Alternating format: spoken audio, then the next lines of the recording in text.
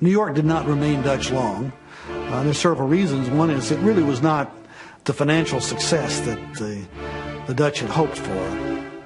Secondly, and more important, the British were establishing themselves both down in Virginia and moving north, and in Massachusetts, especially around Boston, and coming south through Connecticut. And what the British noticed was there was this troublesome Dutch trading post in the middle of the British North American Empire.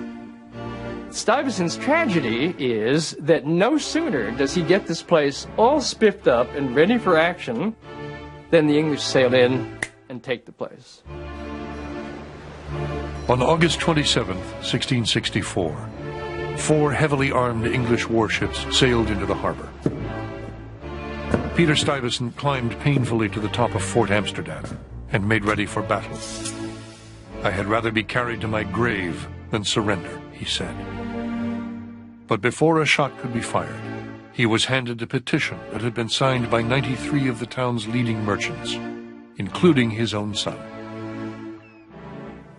His citizens, only partly Dutch, looked at the guns of the British fleet, knew that they had a small little town which was made out of wood and closely built up, and that the British guns would have quickly reduced the city to a smoking ruin, and they implored Stuyvesant to turn over the city, which he did, and with drums beating and flags flying, he marched out of this fort. Pete grumbled, but he had to surrender because the citizens of the town said, "We won't lift a finger to fight the English. Why would we care who ran this colony or who taxed us? We'd be perfectly happy to have the English. You haven't done much of a job."